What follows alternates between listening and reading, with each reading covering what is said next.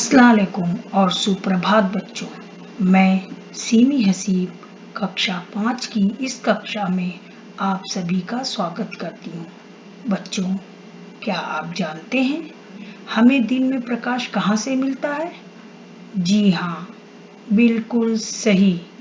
हमें दिन में प्रकाश या रोशनी, इंग्लिश में जिसे सनलाइट कहते हैं, सूरज से मिलती है।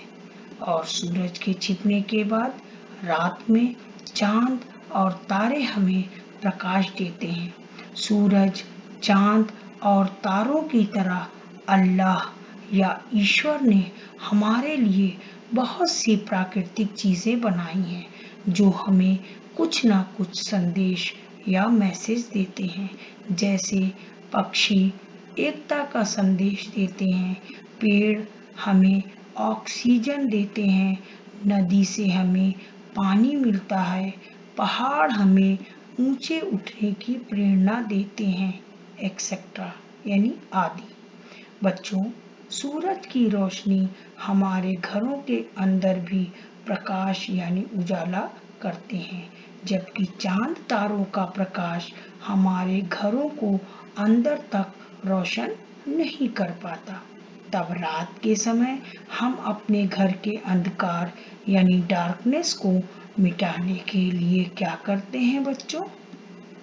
जी हाँ, हम बटन दबाते हैं यानी स्विच ऑन करते हैं और बिजली यानी इलेक्ट्रिक के द्वारा बल्ब जल उठते हैं और हमारे घरों को प्रकाशित कर देते हैं। लेकिन क्या आप जानते हैं बच्चों, जब यह बिजली नहीं थी और बल्ब का आविष्कार यानी इन्वेंशन नहीं हुआ था, तब लोग रात में अपने घरों को कैसे प्रकाशित करते थे बच्चों? तब दिया, लालटेन, मोमबत्ती या लैंप का प्रयोग या यूज किया जाता था। तो बच्चों, आज हमारी कविता का शीर्षक यानी टॉपिक भी यही है, दिए का अभिमान। बच्चों, क्या आप जानते हैं दिया कौन बनाता है? जी हाँ, दिया कुम्हार यानी पॉट मेकर बनाते हैं। और अभिमान का अर्थ क्या है? अभिमान का अर्थ या मीनिंग होती है गर्व या घमंड। गर्व और घमंड दोनों का अर्थ है अभिमान यानी प्राइड। लेकिन बच्चों, गर्व सकारात्मक यानी रूप यानी पॉजिटिव वे में और घमंड नकारात्मक यानी निगेटिव वे में प्रयोग या यूज किया जाता है।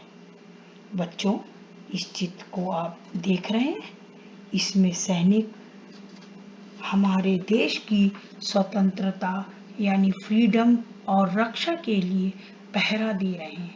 तो हम भारतवासियों को अपने देश के सैनिकों पर गर्व होता है। इसी तरह जब हम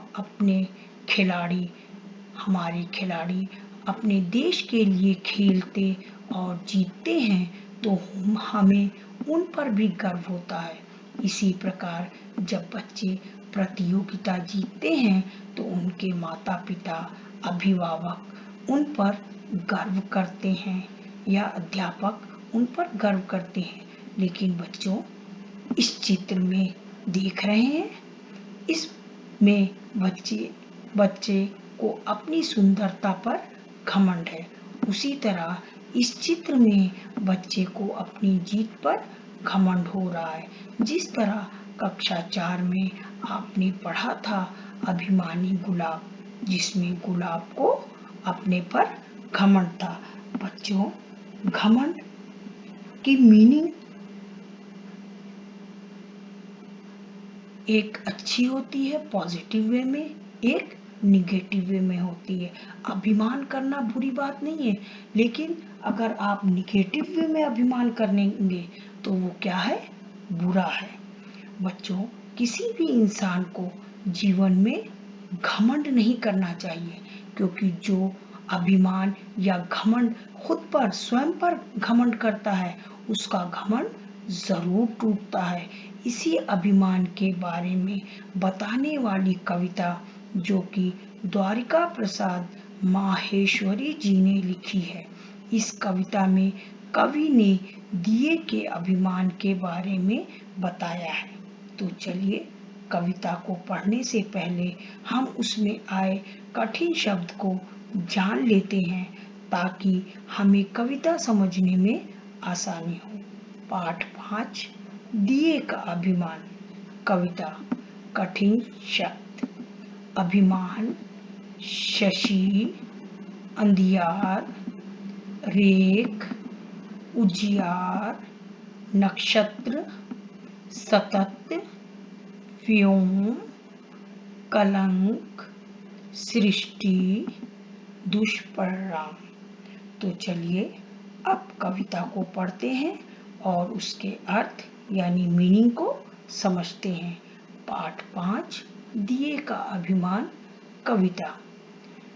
जलते जलते दिए को यह हो आया अभिमान, लगा सोचने सूर्य चंद्र से भी मैं अधिक महान। जलते जलते दिए को एकदम से ये अभिमान, एकदम से घमंड हो जाता है कि सूरज और चंद्रमा तो एक टाइम पर ही अपनी रोशनी बिखेरते हैं, लेकिन मैं तो किसी भी टाइम अपने प्रकाश का उजाला फैला देता हूँ। सूरज तो करता है आकर दिन में सिर्फ प्रकाश, किंतु रात के अंधकार का मैं ही करता नाश।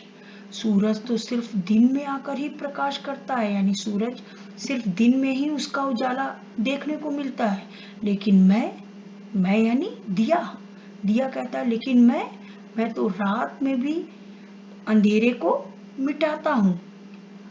शशि भी मिटा नहीं पाता अंदर का अंधियारा। शशि यानी चांद, चंद्रमा भी अंदर का, घर के अंदर का अंधियारा, अंधेरे को मिटा नहीं पाता है, क्योंकि मैं ही घर के कोने कोने को करता उजियारा। अब दिया सोचता है कि अरे सूर्य तो सिर्फ दिन में आकर प्रकाश करता है और चांद रात में आकर प्रकाश करता है, लेकिन फिर भी मैं तो कभी भी किसी भी टाइम घर का अंदर जो है वो उजाला करता हूँ। इस घमंड में सिर ऊंचा कर लगा व्योम में दृष्टि। इस घमंड में वो सिर ऊंचा करके आसमान की, आकाश की तरफ देखने लगता है। अहंकार की आंखों से वह देख रहा था सृष्टि, यानी घमंड की आंखों से वो किसको देख रहा था? सृष्टि यानी दुनिया को देख रहा था। इतने ही में लगा हवा का हल्का झोंका एक। इतने में ही एक हल्का सा झोंका जो है वो दिए को लगता है। सिर नीचा हो गया, बुझ गया रही धुएं की रेख। और हवा लगने से बच्चों आपको पता है दिया क्या होता है? बुझ जाता है। दिया हो, मोमबत्ती हो, क्या होती है? बुझ जाती है। और जब वो बुझ गई तो उसका दिए का सिर नीचा हो गया और उसके मस्तक पर कलंक की, धुएं की, स्मोक की एक लाइन रह जाती है। सोचो क्या आंधी तूफानों के भी सतत प्रयास, बुझा सके रवि शशि नक्षत्रों का है कभी प्रकाश।